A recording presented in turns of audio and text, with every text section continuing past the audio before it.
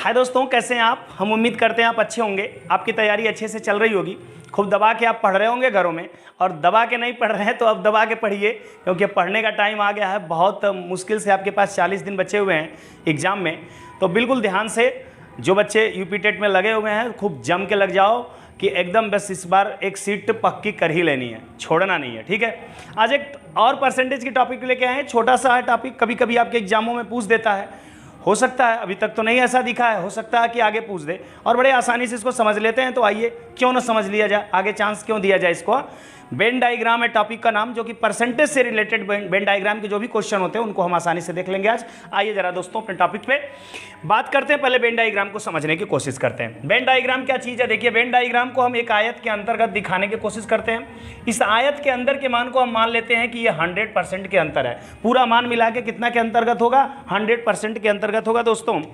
अब जैसे क्वेश्चन आते हैं, क्या क्वेश्चन आते हैं कि एक कक्षा में 80% विद्यार्थी अंग्रेजी में, मान लीजिए कि ये अंग्रेजी का खाना है और ये क्या मैथ का खाना है, कह रहा है इंग्लिश और ये कह रहा है मैथ। गौर करिएगा दोस्तों, अगर ई और एम लिखते हैं इसका मतलब अंग्रेजी में पास का परसेंटेज है, उत्तीर्ण का, और ये मैथ में उत्तीर्ण का परसेंटेज है। लेकिन दोस्तों यहीं पे अगर मैं लिख दूंगा ई डैश और यहाँ पे लिख दूंगा एम डैश, तो इसका मतलब आप समझिएगा क्या, इसका मत समझिएगा कि अंग्रेजी में अनुत्तीर्ण का औसत है और मैथ में अनुत्तीर्ण का परसेंटेज है। औसत नहीं, सॉरी, परसेंटेज है।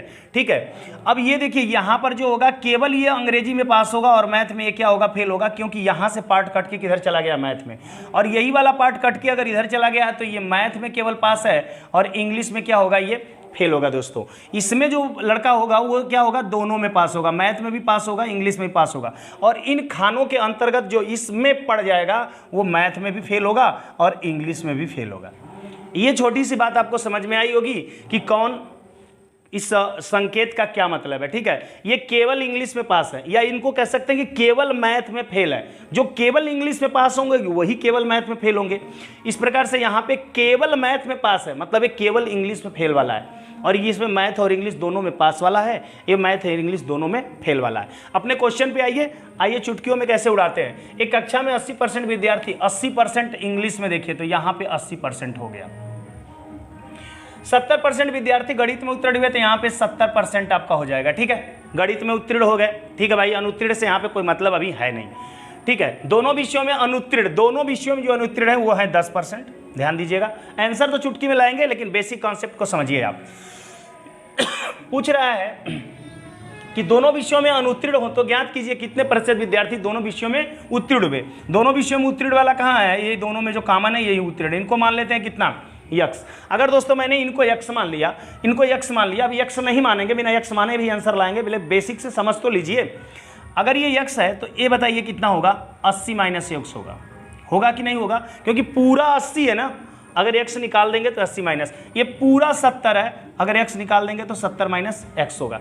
मैंने अभी आपको क्या बताया कि देखिए ये जो आउट ऑफ 100 है, जो बाहर जो 100 दिखाई दे रहा है, जो खाने ये और जो बाहर है इनको मिला करके 100 के बराबर होता है। तो देखिए ध्यान से यहाँ पर कि ये आपका कितना है, 70 माइनस x है, फिर कितना ये है, x है, फिर आपको कितना मिलेगा, 80 माइनस x है। ठीक है, इसके बाद अब दोस्तों मिलेगा ये 10% जो बाहर है। अब कुल मिला के कितना के बराबर होना चाहिए, 100% के बराबर होना चाहिए, या इसको हम 100 कह सकते हैं। ठीक है, 100 ही करते हैं, परसेंटेज नहीं लगाते हैं। तो देखिए 70, 8 150 और 10 160, और यहाँ पे देखिए एक यक्स इस यक्स से कट जाएगा क्योंकि माइनस एक्स प्लस यक्स है, माइनस यक्स बच गया और ये जोड़ दिया अंकों को तो 160 हो गए, बराबर कितना हो जाएंगे, 100।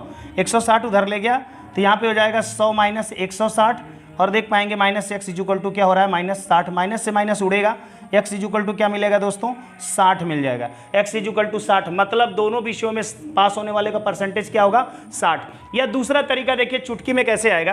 क्या करिएगा कि मैथ में जो लोग पास हैं, इंग्लिश में जो लोग पास हैं, इनको जोड़ करके, और जो दोनों में फेल हैं इनको भी जोड़ लीजिएगा। मतलब मैथ में पास वालों को जोड़ लीजिएगा, इंग्लिश में पास वालों को, और क्या करिएगा, मैथ में फेल और इंग्लिश में फेल, तीनों को जोड़ करके इसमें से 100 माइनस कर देंगे तो आपकी संख्या आ जाएगी, मैथ और इंग्लिश दोनों में पास की संख्या आ जाएगी। दोनों विषयों में अगर उत्तीर्ण कार्य को निकालना है, मतलब ये वाला निकालना है, तो इसको जोड़ करके उसमें से 100 माइनस कर दीजिए। आइए मैं माइनस करके दिखा भी दे रहा हूं आपको।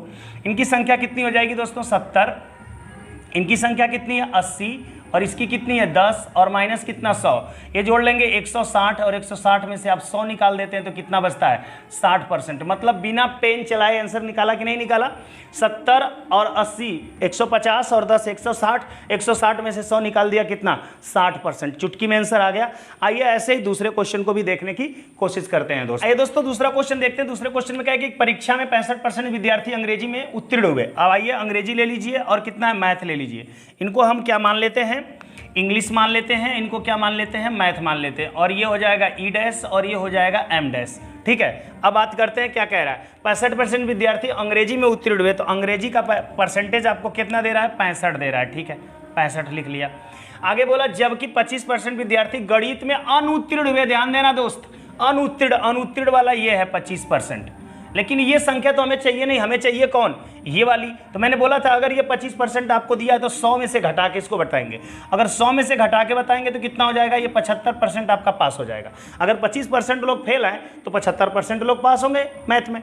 आगे चलते हैं। यदि 10% विद्यार्थी दोनों विषयों में अनुत्तीर्ण हुए, अब फिर ये वाला परसेंटेज आपको दे दिया 10%। कौन वाला, जो आपका मैथ में भी फेल थे और इंग्लिश में भी फेल थे। जो मैथ और इंग्लिश दोनों में फेल थे उनका परसेंटेज क्या दे दिया 10 दे दिया दोस्तों। तो ज्ञात कीजिए कितने परसेंट विद्यार्थी दोनों विषयों में उत्तीर्ण हुए। दोनों विषयों में उत्तीर्ण पूछ रहा है, एम में भी पास पूछ रहा है और ई में भी पास पूछ रहा है। तो क्या इस बार मुझे ये सब बायोडाटा लिखने की जरूरत है, नहीं है। मैंने क्या बताया कि ये वाला जोड़ लेंगे, ये वाला जोड़ लेंगे और ये वाला, और इसमें से 100 को क्या करेंगे घटा देंगे। तो दोनों में पास का दोस्तों हो जाएगा एम में पास, ई में पास का परसेंटेज आपका हो जाएगा क्या 75 प्लस 65 प्लस 10 और इसमें से क्या माइनस कर दें 100। तो दोनों में पास का परसेंटेज, ऐसी स्थितियों में दोनों में पास का परसेंटेज आपका निकल जाएगा 75, 10 कितना 85, 85 में 5 जोड़ देंगे 90 और 6 150 में से 100 निकाल दीजिए, कितना आ जाएगा दोस्तों 50%। इसको अगर आप जोड़ लें तो देखिए 150 आ जाएगा, 150 में से 100 निकल जाएगा तो 50%। दोनों विषयों में पास का परसेंटेज कितना आ जाएगा 50%। आइए दोस्तों तीसरा क्वेश्चन भी देख लेते हैं। तो देखते हैं तीसरा क्वेश्चन, बहुत ही जबरदस्त क्वेश्चन है। तीसरे क्वेश्चन, अभी तक आपने केवल परसेंटेज में चीजें पढ़ रही थी, अब परसेंटेज और संख्या में मान है ना। अभी तक आप परसेंटेज में चीज़ों को पढ़ रहे थे, अब परसेंटेज के साथ साथ संख्या में भी मान की बात करेगा। जैसे कह रहे एक सर्वेक्षण में 20% लोग क्रिकेट नापसंद करते हैं। क्रिकेट की बात यहाँ पे की गई है और फुटबॉल की बात की गई है। ये सी है, ये सी डैश होगा, ये आपका एफ होगा और ये एफ डैश होगा। पूरी बातें आपको समझ में आ चुकी हैं कि किसको एफ डैश कहते हैं, किसको एफ कहते हैं, किसको सी कहते हैं, किसको सी डैश कहते हैं। देखिए लिखा सर्वेक्षण में 20% लोग क्रिकेट नापसंद करते हैं, मतलब ये संख्या सी डैश की। अगर 20% लोग नापसंद करते हैं तो पसंद कितना करेंगे दोस्त 80%। क्लियर तो है ना।